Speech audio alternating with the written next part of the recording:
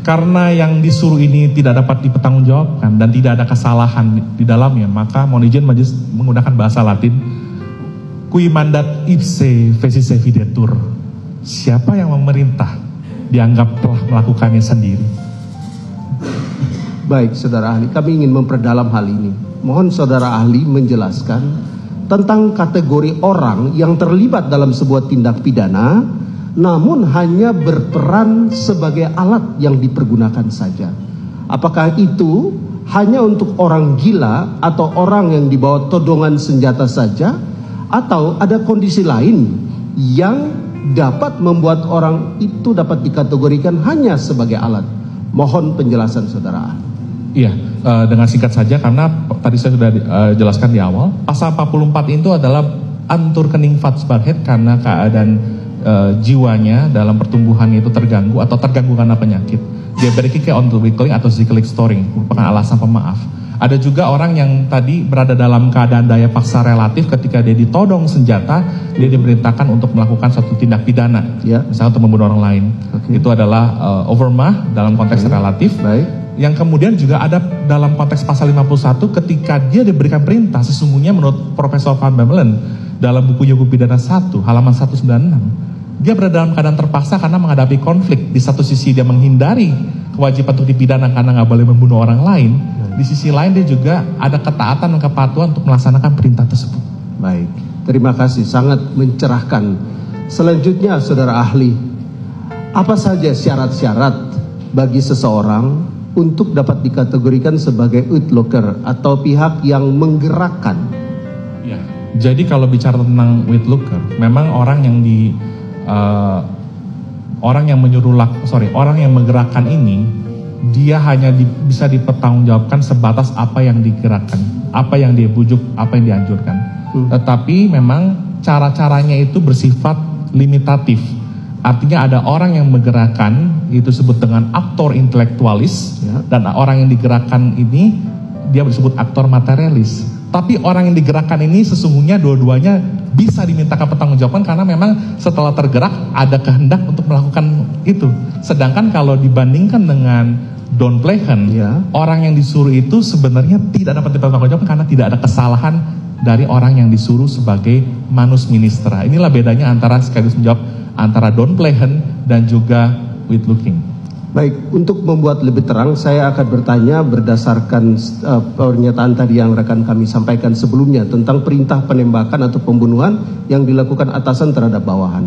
Pertanyaan kami, bagaimana pendapat ahli jika ada pihak lain yang mengatakan bahwa pejabat yang memerintahkan penembakan tersebut hanya pihak yang menggerakkan saja? Bagaimana pendapat saudara? Iya.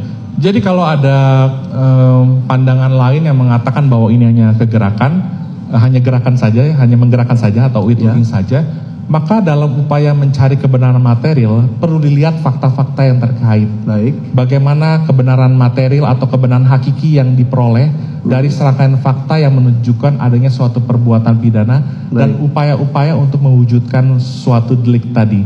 Karena tadi saya sudah sampaikan bahwa ketika orang digerakkan maka dia punya kehendak juga yang sama. Sebaliknya orang yang disuruh lakukan, dia sebenarnya tidak memiliki kehendak untuk melakukan itu. Baik, yang disuruh tidak memiliki kehendak, hanya melaksanakan apa yang diperintahkan. Baik, selanjutnya dalam konteks peristiwa yang tadi, apakah pejabat atau petinggi tersebut dalam konteks masalah yang tadi dapat diklasifikasikan sebagai pihak yang menggerakkan saja, atau lebih tepat untuk dikatakan sebagai pihak yang menyuruh melakukan? Ya, jadi sebenarnya itu tadi sekali lagi saya sudah sampaikan tergantung dari fakta-fakta. Apalagi gini, kalau bicara tentang ini tindak pidana pembunuhan, tindak pembunuhan berencana ya, berarti ada dotslah dan ada mord, ada premeditated murder, ya. Berarti dalam konteks ini perlu dilihat sebenarnya niat dari awalnya itu untuk melakukan apa? Baik. Untuk melakukan, karena begini, bisa tentang ajaran kausalitas berarti kan itu merupakan delik yang bersifat material satu, kedua adalah delik yang dikualifikasi dengan akibat. Sebenarnya akibat apa sih yang hendak dikendaki oleh si pembuat? Jadi niat ini berhubungan dengan akibat.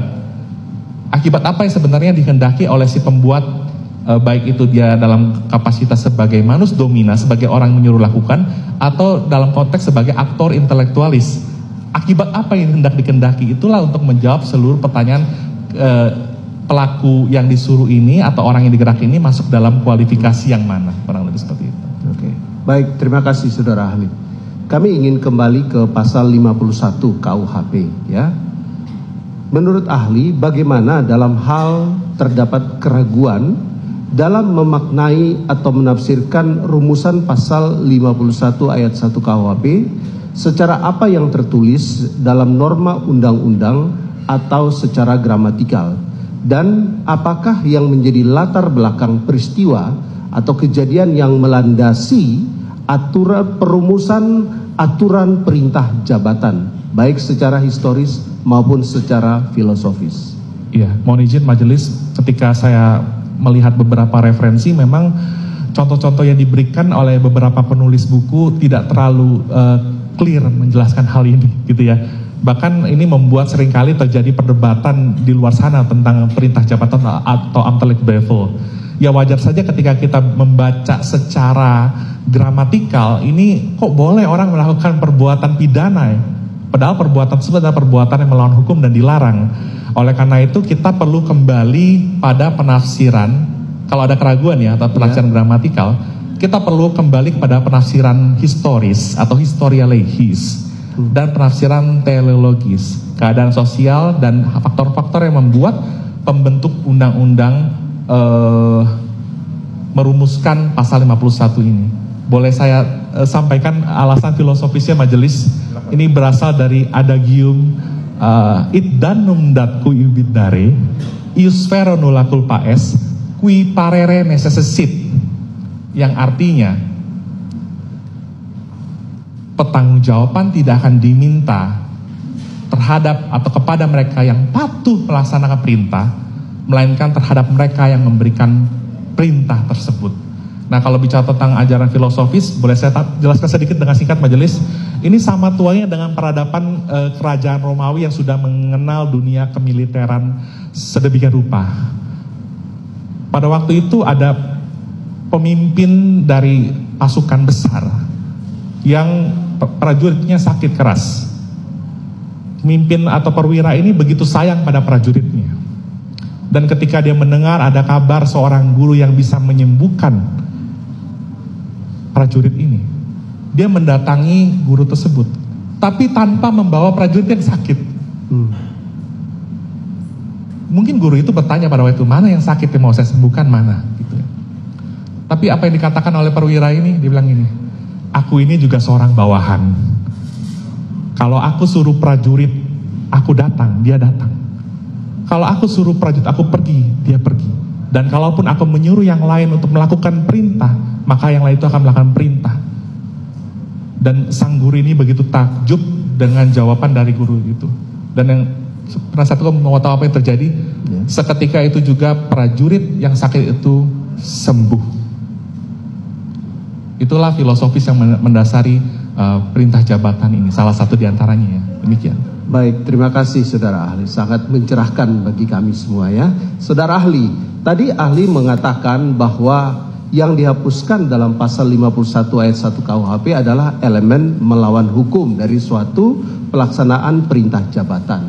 Pertanyaan kami, bagaimana kaitan antara elemen melawan hukum dengan kesalahan? Terima kasih. Baik, terima kasih penasihat hukum.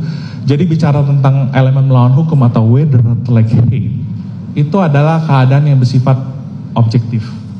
Maka disebut dengan istilah objective on-reh element. Tetapi kalau kita bicara tentang kesalahan, itu bersifat subjektif atau subjective on-reh element. Makanya harus dilihat dari sikap batin tadi, ya kan? Nah, orang yang melakukan suatu kesalahan sudah pasti dia melakukan perbuatan melawan hukum. Tetapi orang yang melakukan perbuatan melawan hukum belum tentu dia memiliki kesalahan. Demikian. Baik, terima kasih saudara.